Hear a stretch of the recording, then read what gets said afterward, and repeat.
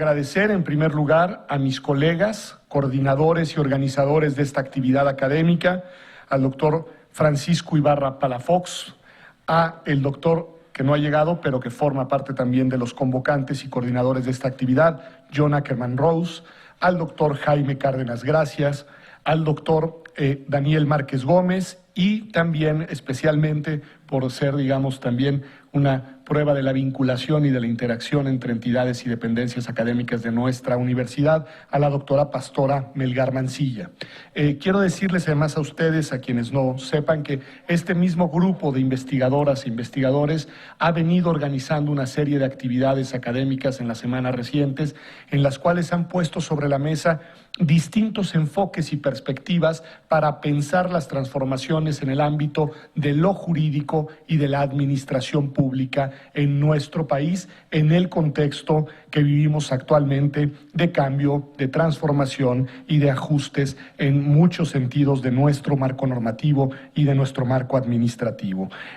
Quiero decirles también que este es un seminario que problematiza, como ustedes podrán haber visto en el programa del mismo, distintas dimensiones y distintas perspectivas de los cambios y de la evolución que ya ahora está, digamos. Les agradezco mucho de nuevo la organización de una actividad académica más como las que han venido realizando juntos en estos días y que están ayudándonos a desde este instituto mirar los cambios y las transformaciones jurídicas y administrativas en ciernes que sin duda tendrán repercusiones muy importantes para el Estado mexicano. Me da mucho gusto que entre otras personalidades que nos acompañan hoy esté llegando don Jorge Fernández Ruiz, que es sin duda un icono de nuestra institución, de nuestra universidad, de nuestra facultad y de nuestro instituto en materia precisamente de derecho administrativo y maestro formador de maestros y formadores como el propio doctor Márquez, como el doctor Francisco Coquis y como otras personalidades que se han dedicado a esta materia. Concluiré diciendo que yo soy constitucionalista, no soy experto en derecho administrativo, pero gracias a mis colegas he aprendido a encontrar las múltiples imbricaciones y vinculaciones entre esas dos áreas del derecho. Y sin duda lo que se transforma en el ámbito de la administración y de la gestión de la administración pública tiene una relevancia para el derecho constitucional en todas sus aristas, no solamente en la parte orgánica, como solemos decir los abogados, sino también en la parte dogmática, sustantiva, porque lo que se cambia y se ajusta en la manera de gestionar la administración pública también repercute en la esfera de nuestros derechos humanos, como los consagra el artículo 1 de la Constitución.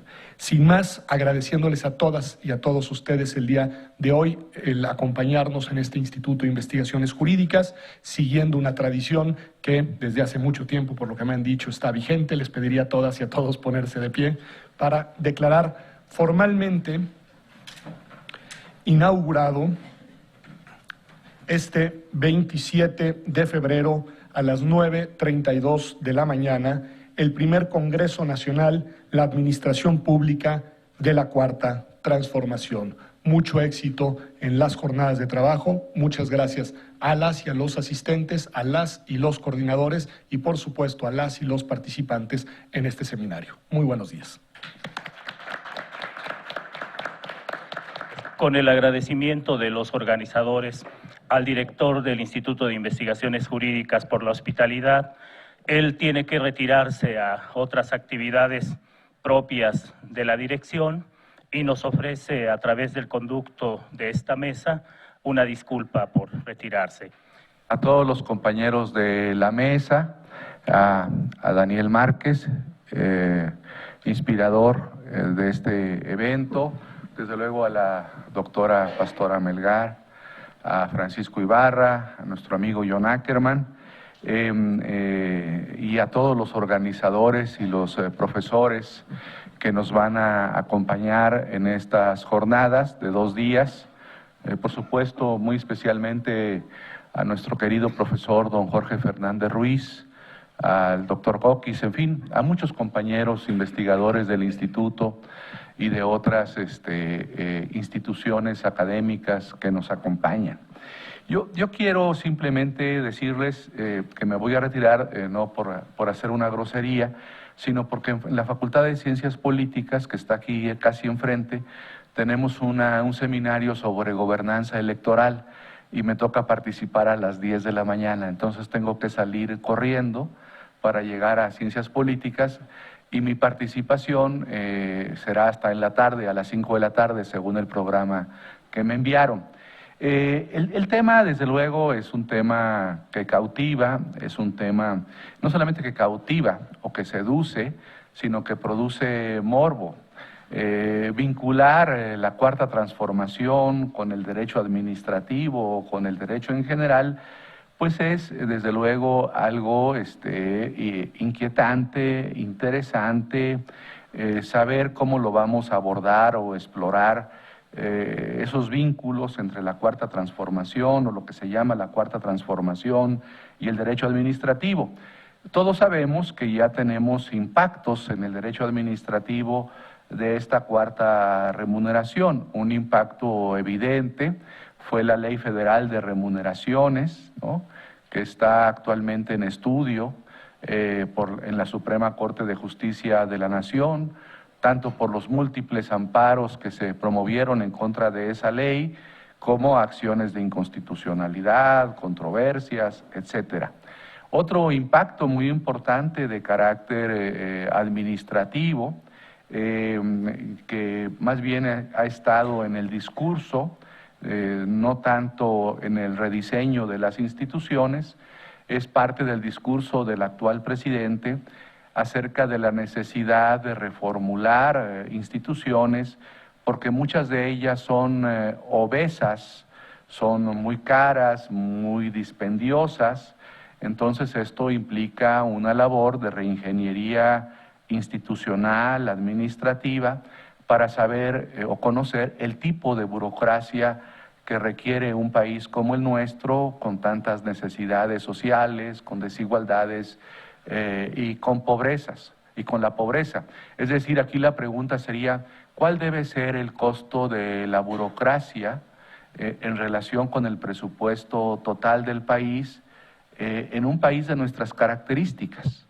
¿Debe gastar el gobierno federal el 70% del presupuesto federal en el pago de la burocracia o el costo de la burocracia y o del gasto presupuestal en burocracia debiera ser menor? ¿Y qué tipo de instituciones requerimos para las circunstancias de nuestro Estado, de nuestra nación?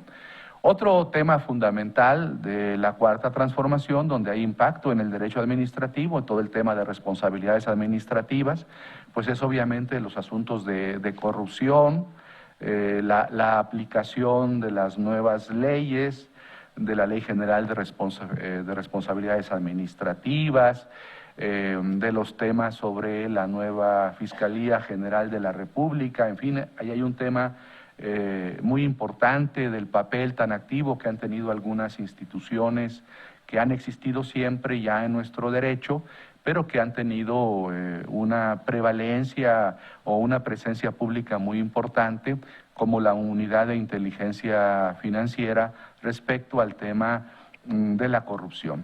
Y todo esto, pues me imagino que los colegas, los expertos en administrativo, yo tampoco soy un experto en administrativo, yo me dedico al derecho constitucional y fundamentalmente a la teoría del derecho, a la filosofía del derecho, pues yo me pregunto desde el punto de vista del Estado y del modelo de Estado que tenemos, si es posible pasar a otro modelo de Estado.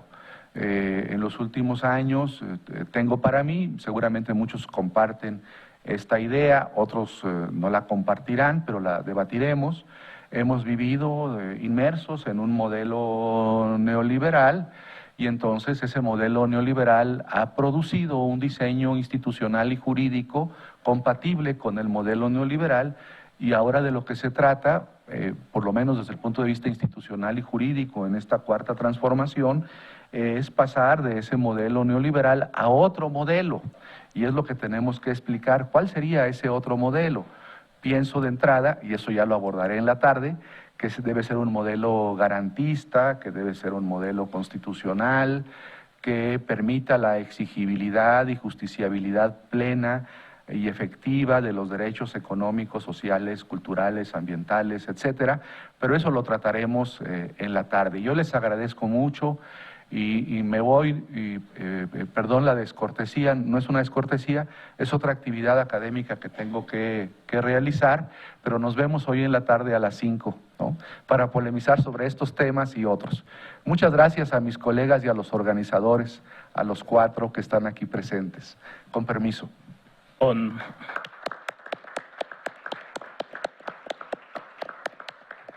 Con nuestro agradecimiento al doctor Jaime Cárdenas Gracia. Es modesto porque la idea inicial fue del doctor y me comprometió a que yo apoyara en esa idea, pero evidentemente que es generoso al darme a mí un mérito del que carezco. A continuación le daremos el uso de la voz a la doctora Pastora Melgar Manzanilla. Ella viene en representación de la doctora Laura Páez Díaz de León, secretaria de Posgrado e Investigación de la Facultad de Estudios Superiores Acatlán, quien se disculpa por no estar con nosotros en esta mesa inaugural. Por favor, doctora. Muchas gracias, doctor Márquez.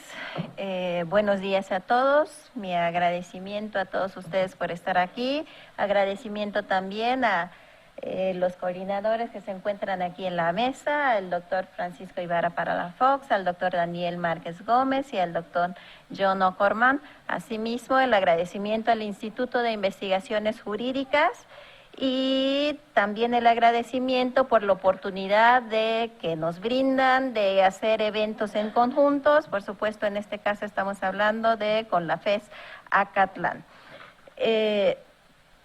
Creo que este congreso es un congreso muy importante. Estamos hablando del primer Congreso Nacional, la Administración Pública de la Cuarta Transformación. Importante porque estamos hablando de transformación, es decir, necesariamente vamos a ver cambios y cuando hay cambios, pues entonces también hay resistencias, hay voces a favor, hay voces en contra, pero el camino que existe no es muy claro. Hasta que no se ponga en práctica ese cambio, hasta que no se ensaye de alguna manera esos cambios, entonces no estaremos seguros de qué es lo que va a suceder, de cómo va a suceder, pero también por eso es importante hablar de esta transformación, hablar de estos cambios, porque finalmente a lo que van estos cambios es a la mejora del Estado, a la mejora de la administración pública. Ese es el objetivo final. Entonces se necesitan las discusiones para poder de alguna manera alcanzar esos objetivos. Por eso también me parece muy importante, aquí estamos hablando del primer Congreso Nacional en donde sí se van a analizar estas transformaciones al Estado, a la administración pública que se está proponiendo desde la Cuarta Transformación, pero para dar un seguimiento no nos podemos quedar, pienso yo, en un primer Congreso, sino que tenemos que seguir viendo los cambios, analizando los cambios, discutiendo los cambios y, de ser necesario, proponiendo vías para encauzarnos y regresarnos para lograr estos objetivos. Por lo tanto, mi invitación es, sí, a todos ustedes, a también los ponentes, vamos a discutir qué se está dando en este momento, vamos a discutir cómo mejorarlo y vamos a intentar que esto sea un evento que tenga, o más bien que se prolongue a través del tiempo con miras a alcanzar estos objetivos de una transformación en beneficio del país. Muchas gracias nuevamente. Éxito en estos trabajos.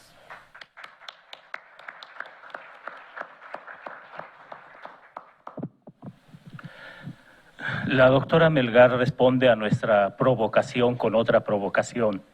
Provocación es un llamado a favor de algo.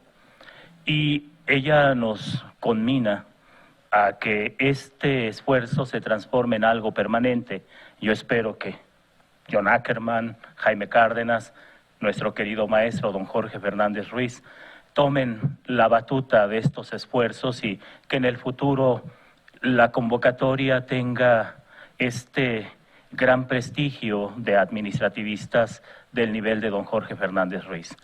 Y bueno, que por cierto, hoy con su presencia ayuda a que este Congreso sea precisamente un esfuerzo en donde los análisis, las propuestas, pero sobre todo esta gran convocatoria que ha tenido,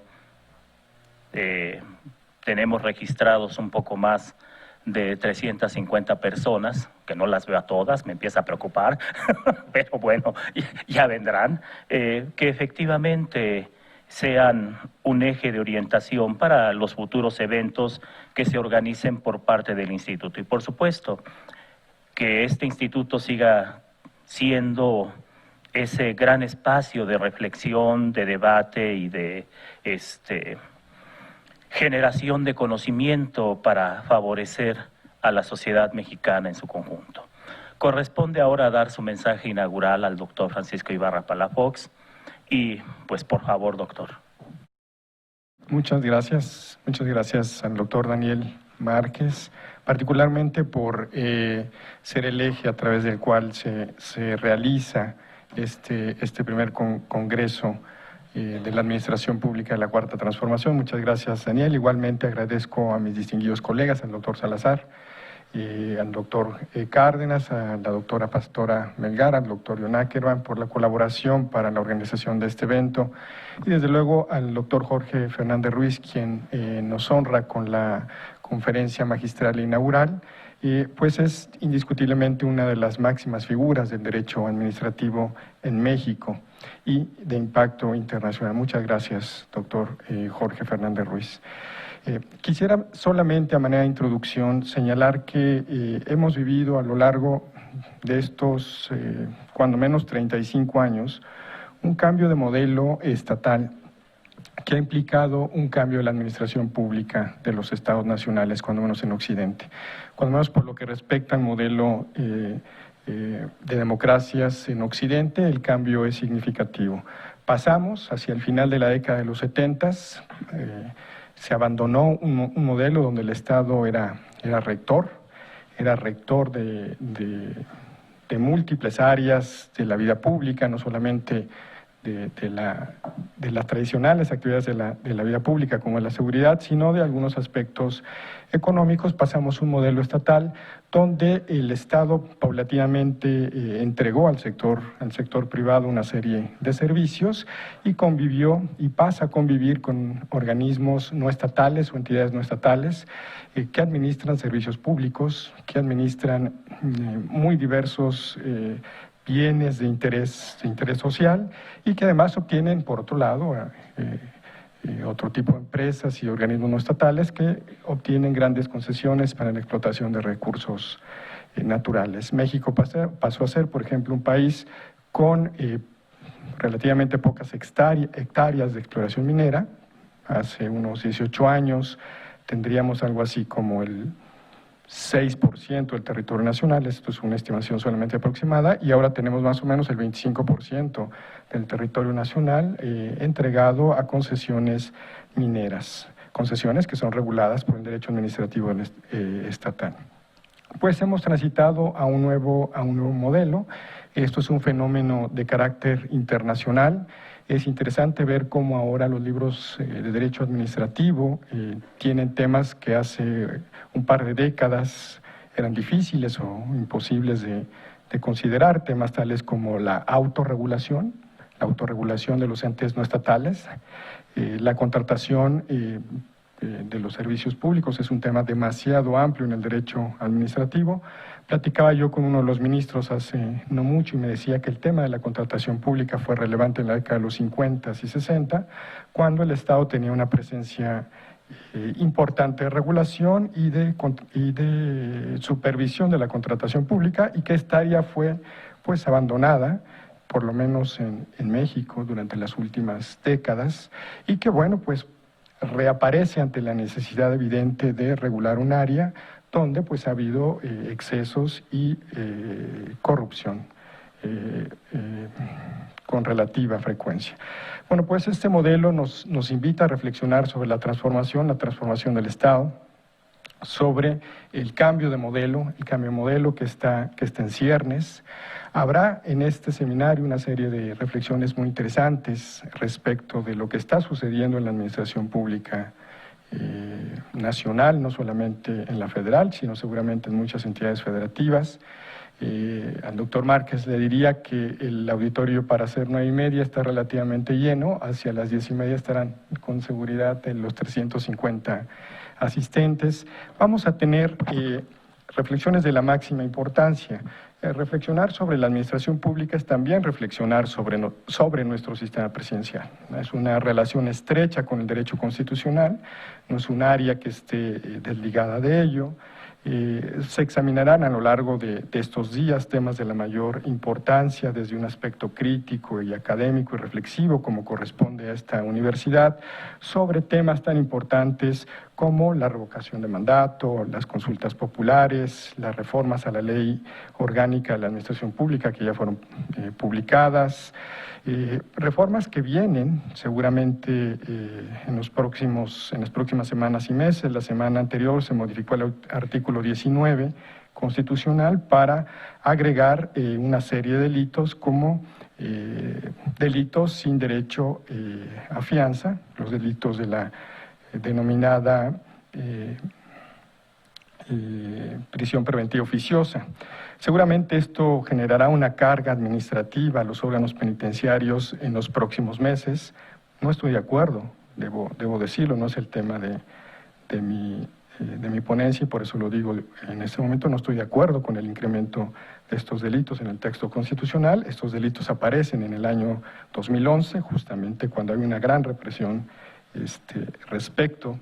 con respecto a la población y una guerra contra el narcotráfico, y está en abierta contradicción con los postulados de libertad e integridad personal que están consagrados en la Constitución. Lo único que hace este artículo es agregar una serie de antinomias constitucionales que pues es de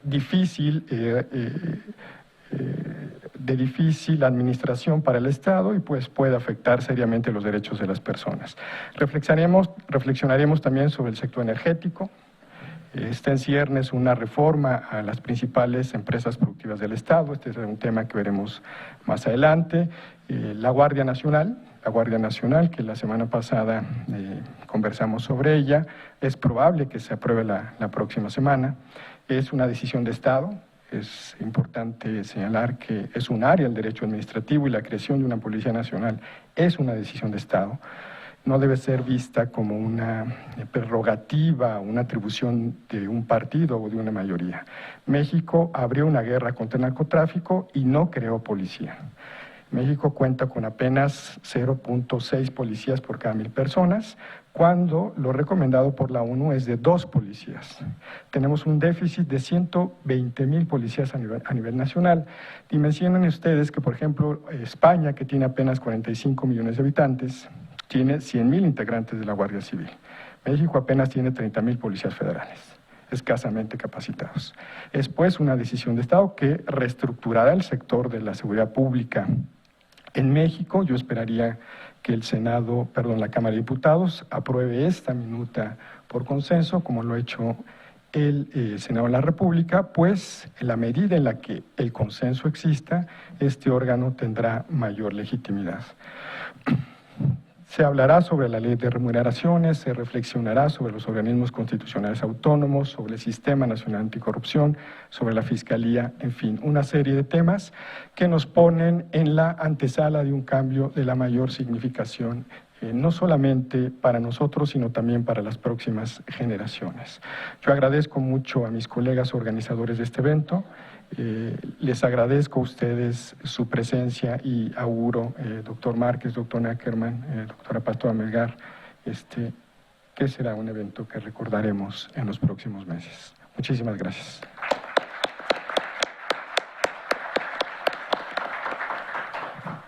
De nuevo, la generosidad de nuestros colegas. El doctor Francisco Ibarra Palafox también fue uno de los impulsores originales de la idea de este congreso.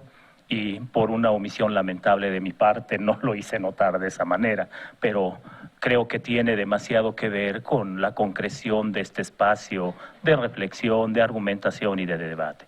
Cerraremos esta mesa de organizadores con las palabras del doctor John Ackerman para inmediatamente dar espacio a la conferencia magistral de don Jorge Fernández Ruiz.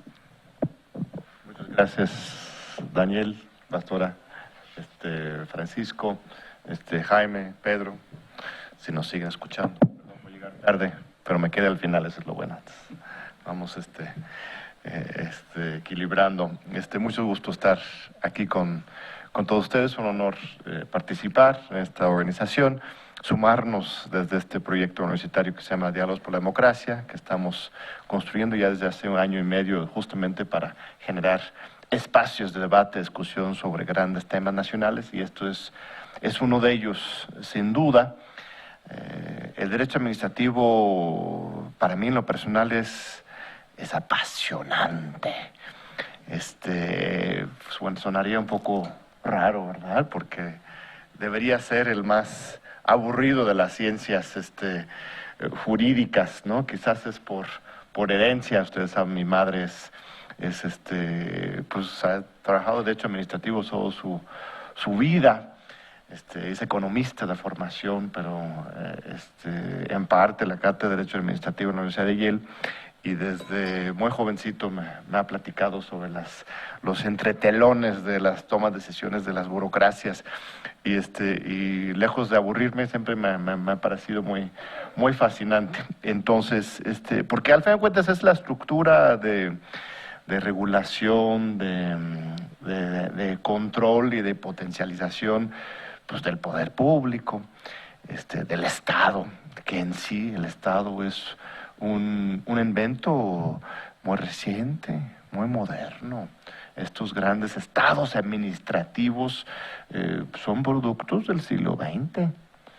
El siglo XIX, pues, por más que Francia iba poniendo el ejemplo, todavía era muy embrionario. Es en el siglo XX que realmente se genera esta gran transformación del Estado y se desarrolla esto del derecho administrativo. Entonces realmente es una ciencia nueva, reciente, fresca, en constante movimiento y transformación, y cuando sumas eso al momento coyuntural que estamos viendo hoy en México, creo que hay mucha innovación, mucho espacio para generar más mecanismos de participación ciudadana, para establecer claras fronteras entre lo público y lo privado, ¿no? Que ha dicho el presidente de la República que su cuarta transformación en esta materia, lo que ha dicho como esquema general, es que quiere repetir y actualizar la hazaña de Benito Juárez. Benito Juárez separó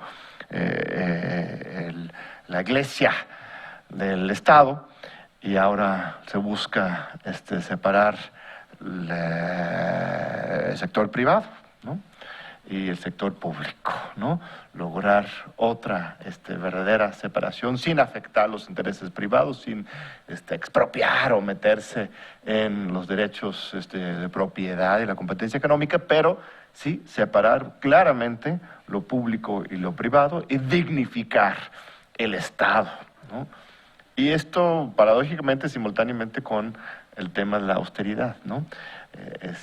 Creo que no es tan paradójico, al contrario, pero ya será tema de mi conferencia mañana. Pues qué gusto que hay tanto interés en este tema que tan apasionante y tan importante en este momento histórico en México, en el mundo. Pues muchas gracias, Daniel y colegas.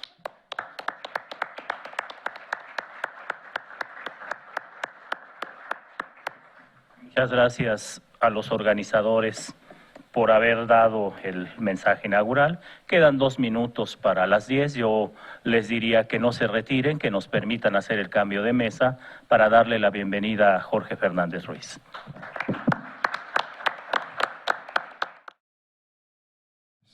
Quisiera muy brevemente hacer un esfuerzo de síntesis y decir que el doctor Jorge Fernández Ruiz es abogado por la Universidad de Guadalajara, donde también obtuvo un doctorado honoris causa.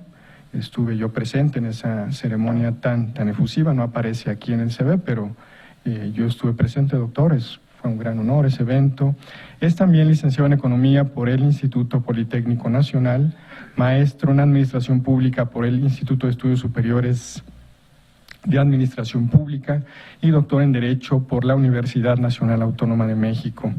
Ha sido profesor en muy diferentes instituciones públicas y privadas, solamente por mencionar algunas de ellas, las más relevantes, en la Escuela Superior de Economía del IPN, en la Facultad de Derecho de nuestra universidad, en el propio sistema de universidad abierta de nuestra Universidad Nacional, en la maestría de la División de Estudios de Posgrado de nuestra Universidad Nacional. Ha dirigido decenas de tesis de licenciatura, maestría, doctorado. El doctor Jorge Fernández Ruiz es uno de los juristas que ha formado escuela en este país. Fue también, no está aquí indicado, pero fue coordinador general del posgrado en Derecho de esta Universidad Nacional Autónoma de México.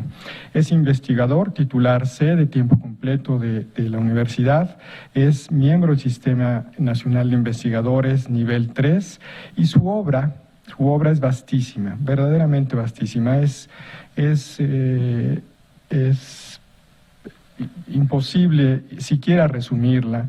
Tiene, por ejemplo, a manera solamente de ensayo, de síntesis, señalar que está el Estado empresario, algunos de sus libros, Juárez y sus contemporáneos, Derecho Administrativo y Servicios Públicos, lecciones de cátedra de Derecho Administrativo, instrumentos metodológicos de Derecho Administrativo, Derecho Administrativo 1 y 2, Derecho Administrativo y Contratos, precisamente un tema al cual me refería.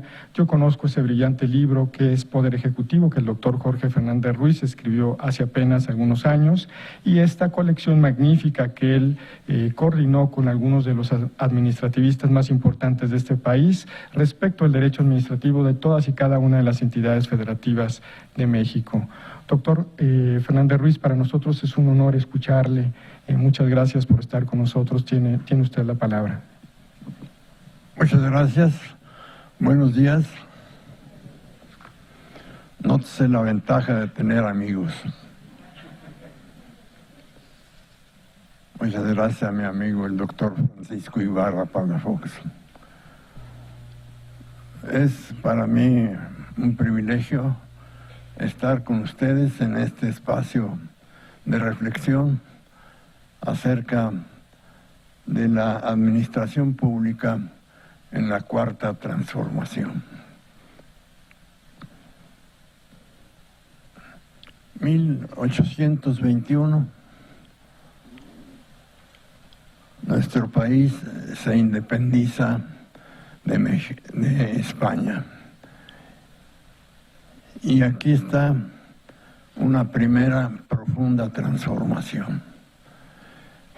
Sin embargo, esa transformación que dio nacimiento al Estado mexicano mantuvo el statu quo de la colonia. Siguieron los dueños del capital con un gran poder económico y político. Siguió la Iglesia con un gran poder religioso, económico y político. Continuó pues la desigualdad en México. Esto motivó a Valentín Gómez Farías y un grupo de mexicanos que deseaban que las cosas cambiaran en beneficio del grueso de la población. Y en su calidad de vicepresidente encargado de la presidencia de la República, inició una titánica transformación de México. Recordemos que la Constitución Federal de 1824 establecía que para elegir presidente, las legislaturas de los estados deberían de votar por algún candidato. Y el candidato que obtuviera la mayoría de votos sería el presidente de la República. Y el que le siguiera en votación, o sea, el que ocupara el segundo lugar en la votación, habría de ser el vicepresidente. Por eso, Gómez Farías va a ser vicepresidente con Antonio López de Santa Anna como presidente. Son dos figuras contrapuestas en la historia de México. Gómez Farías, en 1833, inicia pues ese titánico esfuerzo de modificar la situación social del país. Seculariza los bienes de la Iglesia, cancela la obligación de pagar el diezmo eclesiástico,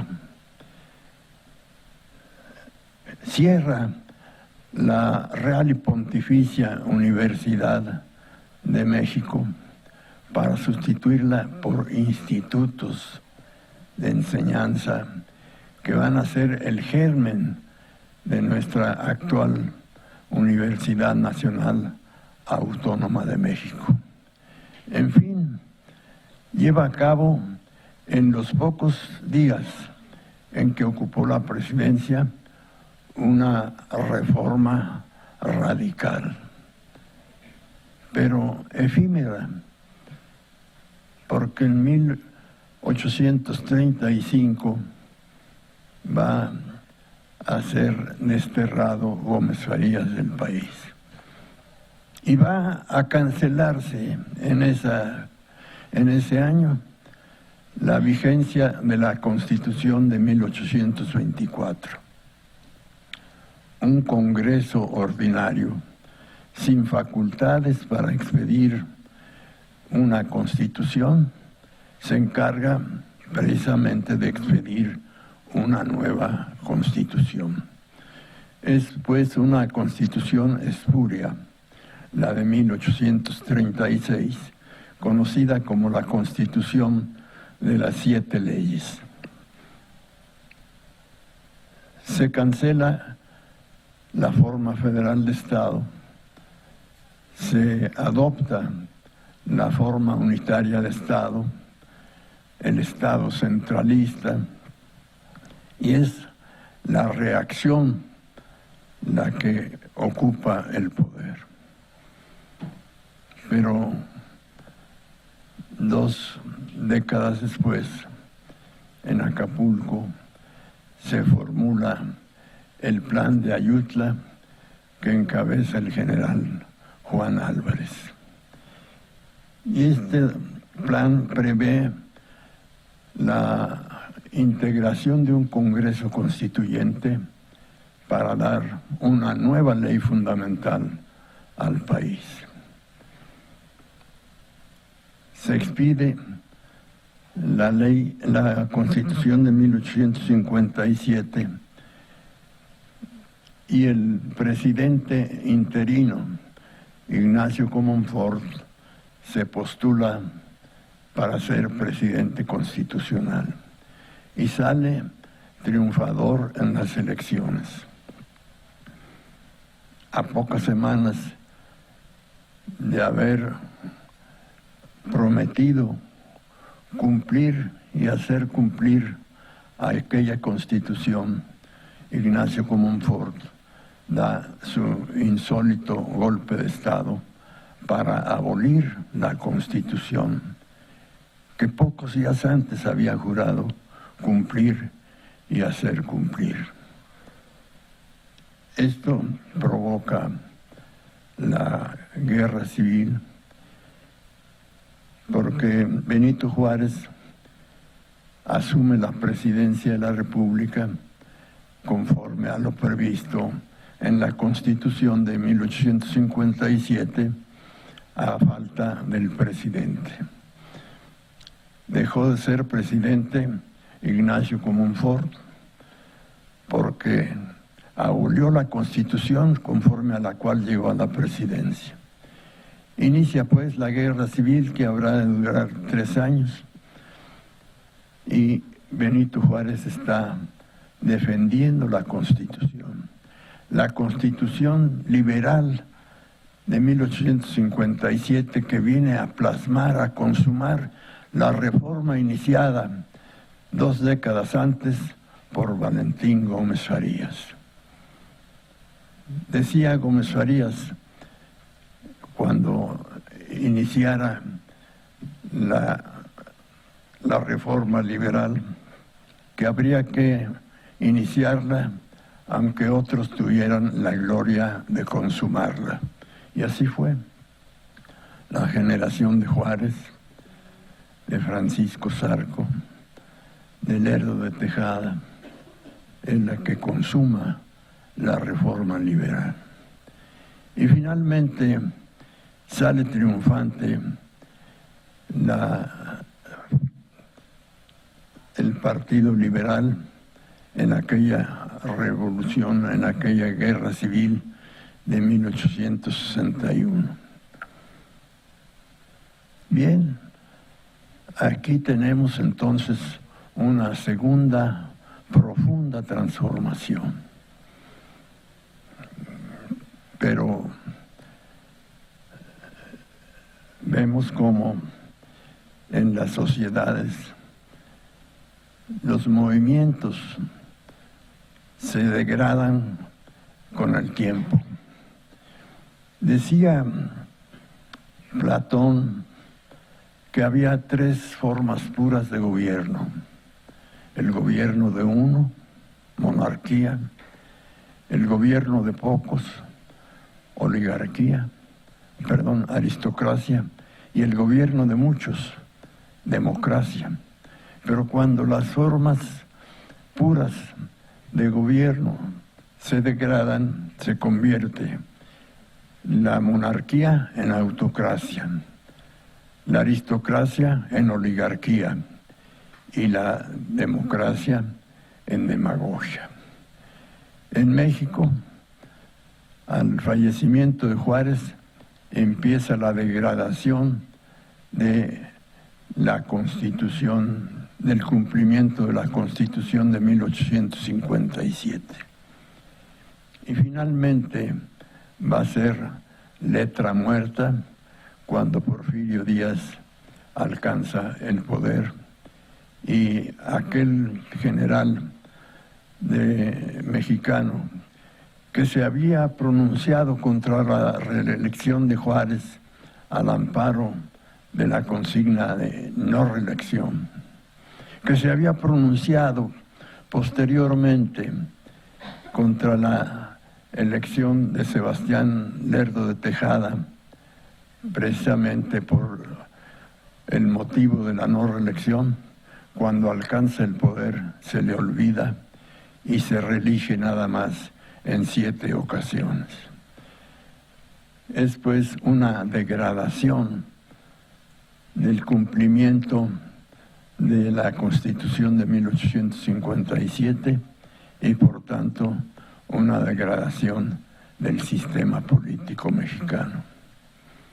Hundió a la población en la miseria, favoreció a los intereses de los extranjeros, modernizó el país, se decía, pero a costa de la población, del empobrecimiento, de la esclavitud del campesino en las haciendas.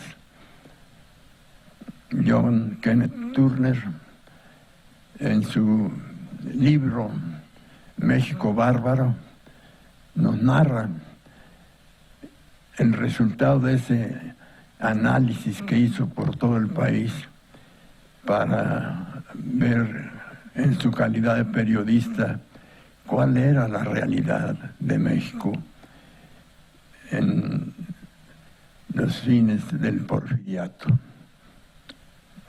Y es estremecedor el estado en que se encontraban los campesinos y los obreros de México. Los estallidos sociales se van incrementando. Cananea, Río Blanco dan testimonio de esta inconformidad. Finalmente viene el estallido de la revolución. Primero contra Porfirio Díaz, con lo cual se pone fin a la dictadura, y después contra la dictadura del traidor Victoriano Huerta. Una profunda transformación que tuvo un costo de más de 1 millón de muertos.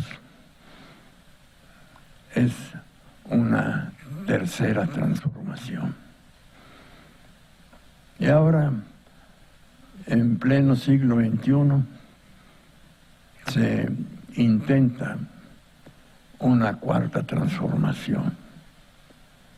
Ya no es una transformación violenta como fue la de inicios del siglo pasado, una transformación violenta como fue a mediados del siglo XIX, una transformación violenta como fue al inicio de nuestra independencia, sino que es una transformación pacífica, una transformación de derecho. Se trata pues de hacer una profunda modificación al orden jurídico mexicano. Y en estas condiciones podemos advertir que uno de los aspectos importantísimos de esta cuarta transformación es la modificación de la organización, de la estructura y organización de la administración pública. Dicen los teóricos alemanes que el derecho administrativo es el derecho constitucional concretizado. Y así lo vemos. La ley orgánica de la Administración Pública Federal viene a concretar, a concretizar lo que establece el artículo 90 constitucional. La Administración Pública Federal será centralizada y paraestatal. Se aprueban a fines del año pasado una serie de reformas a la ley orgánica de la Administración Pública Federal. Y aquí vemos cómo se hace aplicación de principios de organización, entendida como el adecuado acomodo de las cosas.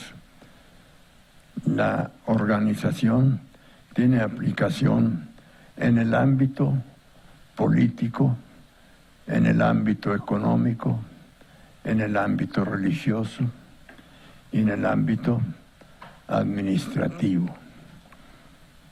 Estamos pues asomándonos a este aspecto de la organización en el ámbito administrativo, la organización de la administración pública.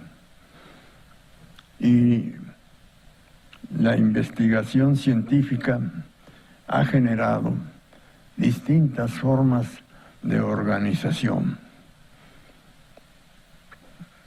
Y entre ellas descuellan la centralización, la concentración, la descentralización y la desconcentración. Unas centralización y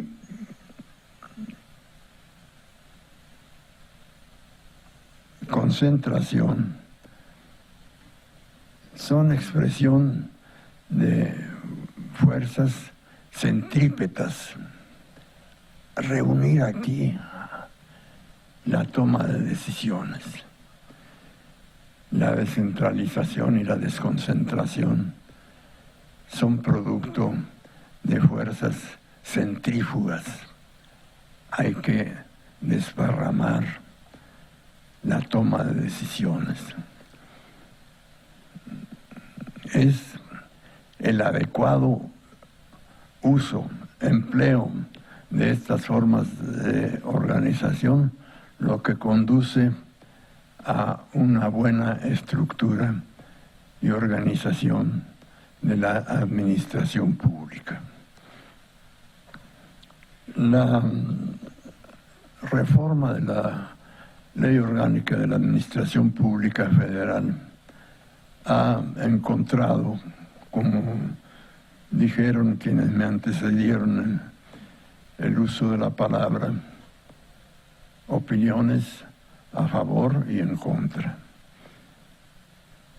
Los académicos requerimos del análisis de esta ley para contribuir,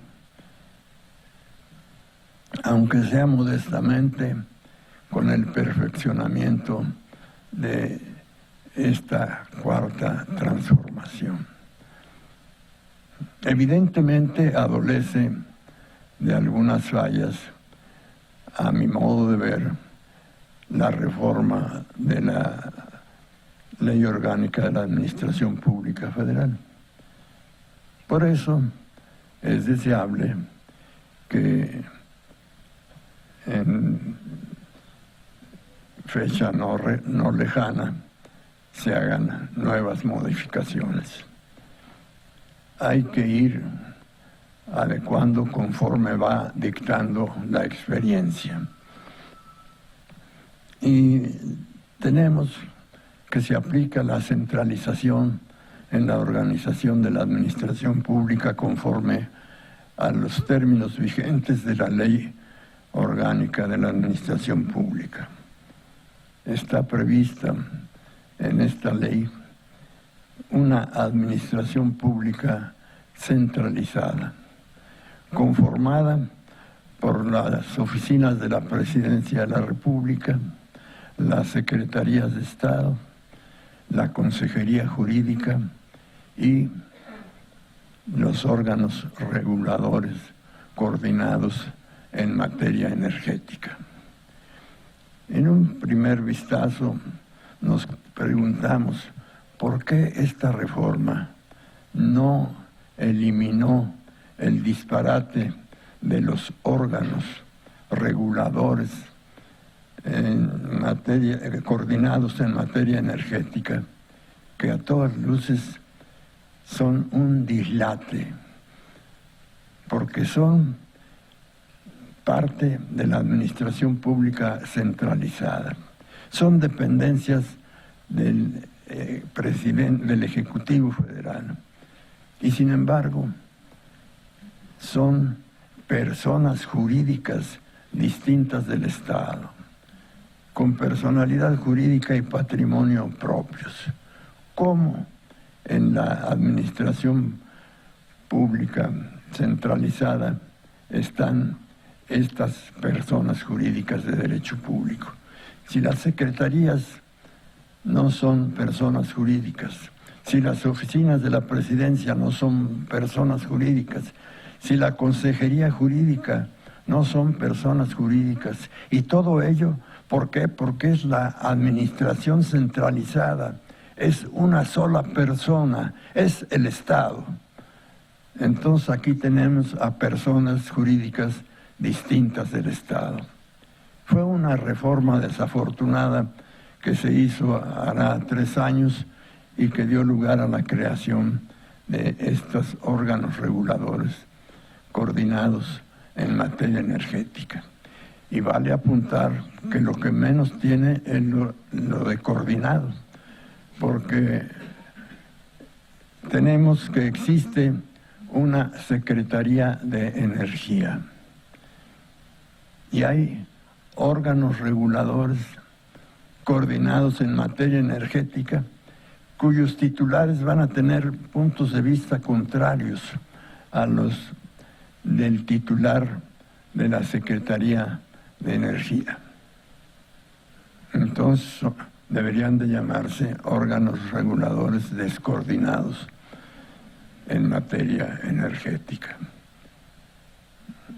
Si se hizo esta reforma en la Cuarta Transformación, debería de haberse aprovechado, a mi modo de ver, para quitar ese estatus a estos órganos reguladores y en todo caso convertirlos en organismos públicos descentralizados, que son por su propia naturaleza personas jurídicas distintas del Estado, con personalidad jurídica y patrimonio propio. Encajarían fácilmente en este molde de organización. Bien, la Administración Pública Federal, como dije, se integra con las oficinas de la Presidencia de la República. Y esto ha sido desde la época del presidente López Portillo.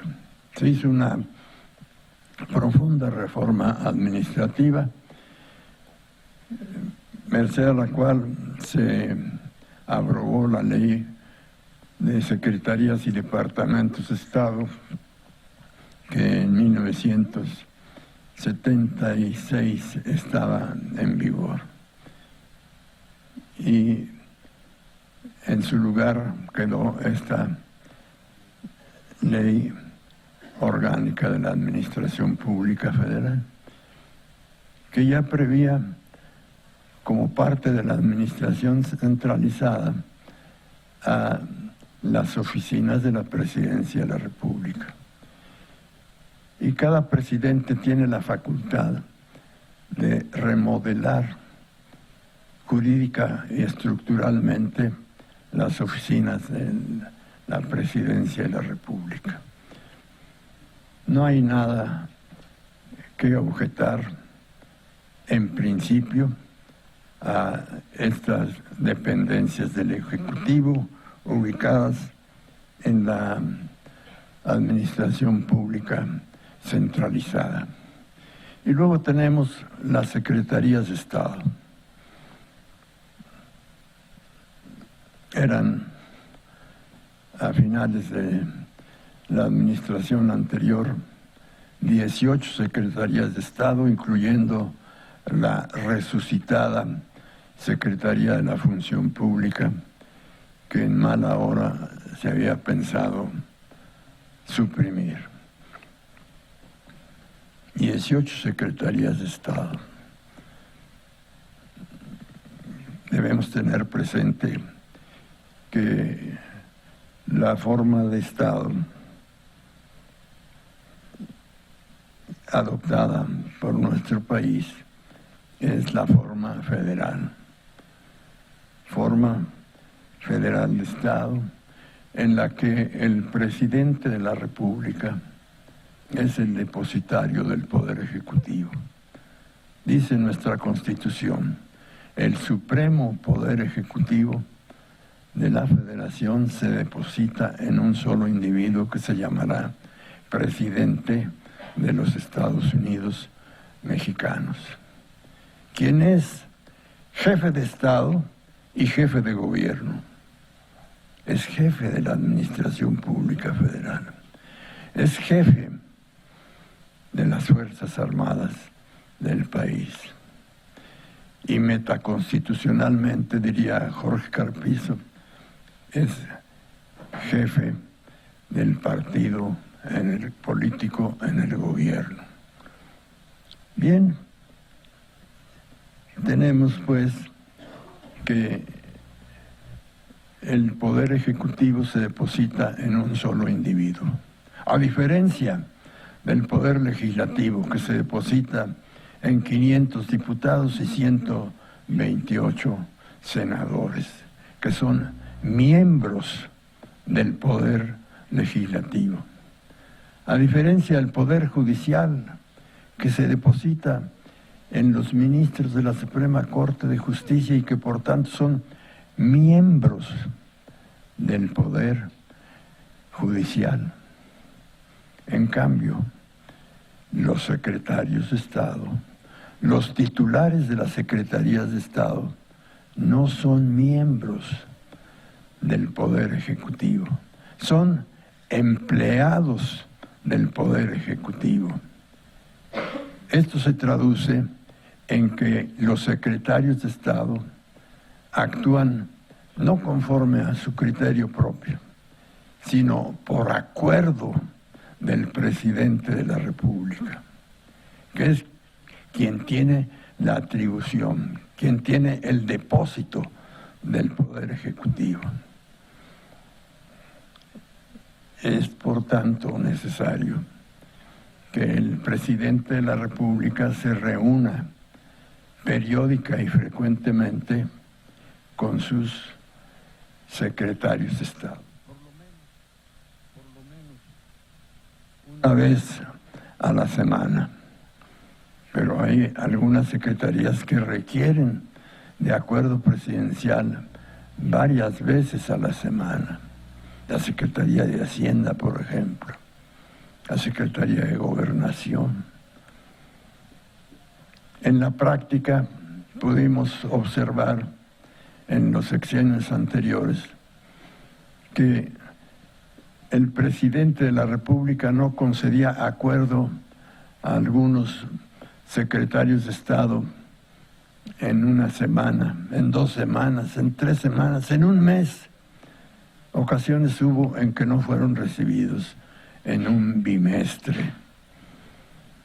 Los secretarios de Estado, repito, no pueden resolver los asuntos según su criterio, sino de acuerdo con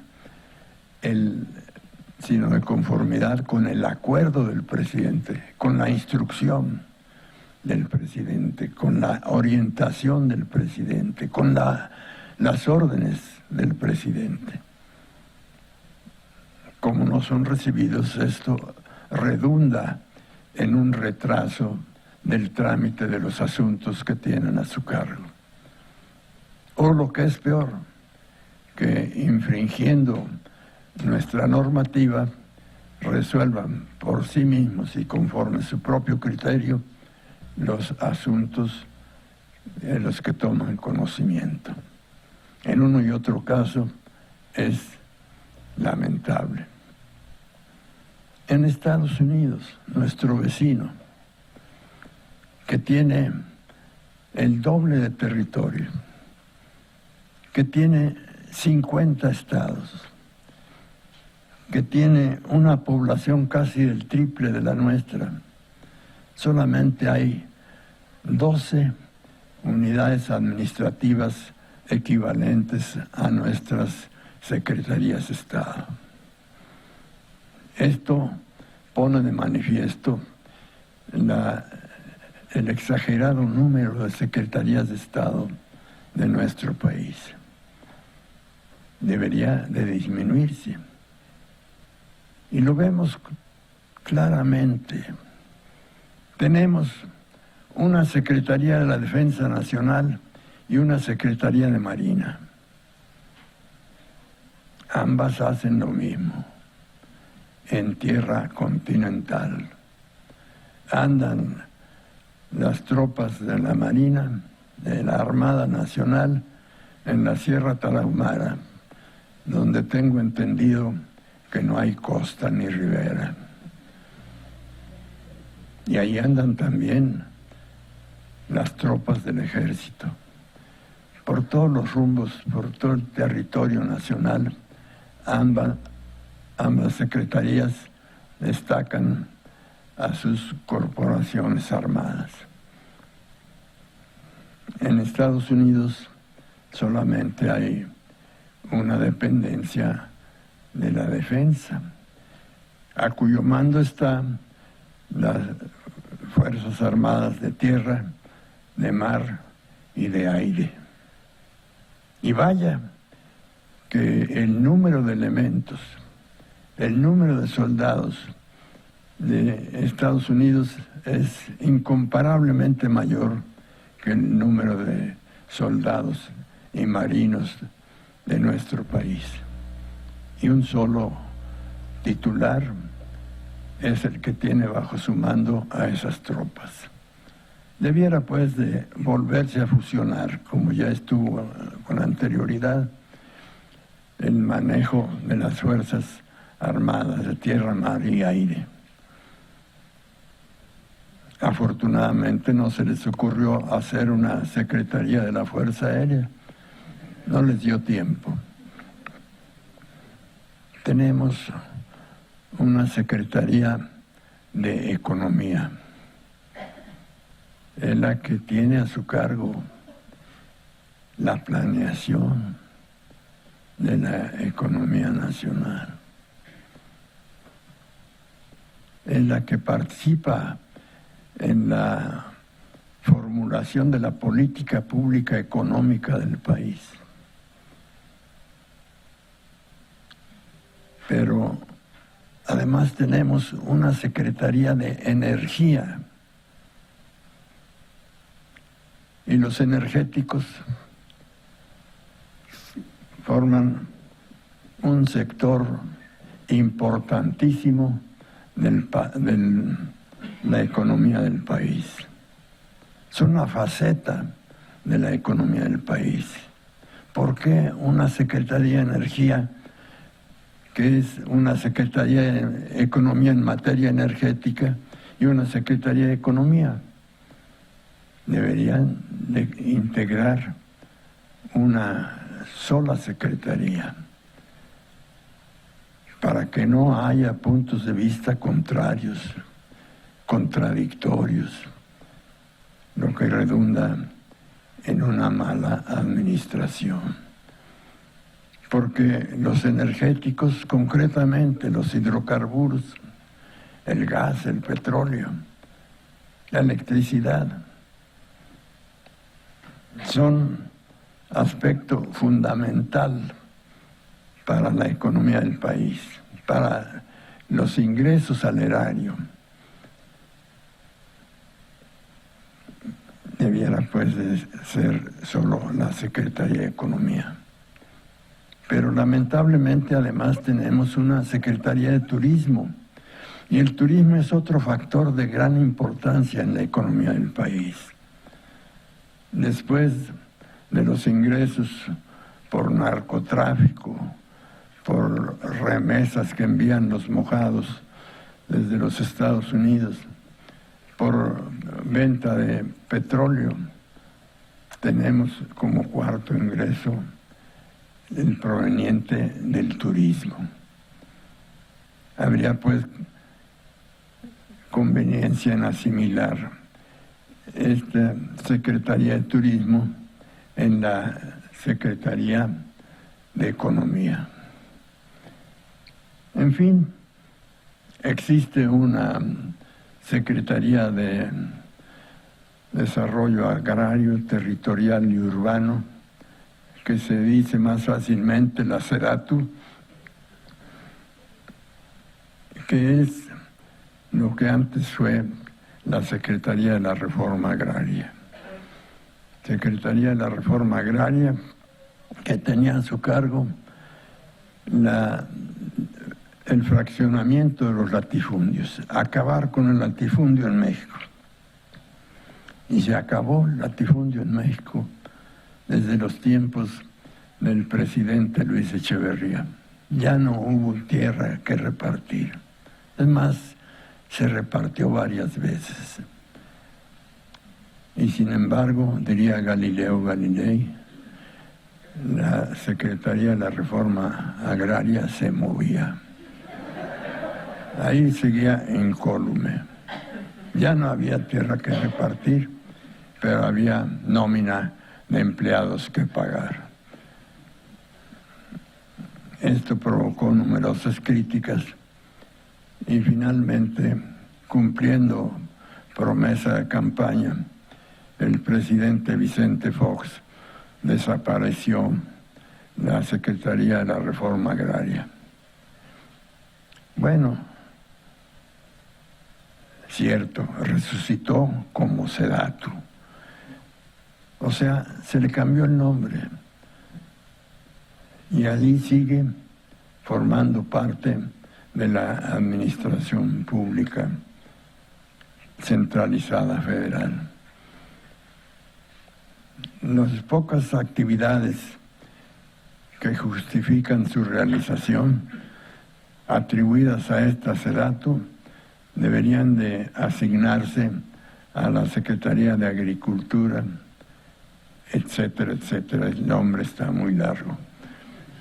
De suerte que de esa manera podríamos prescindir de otra secretaría.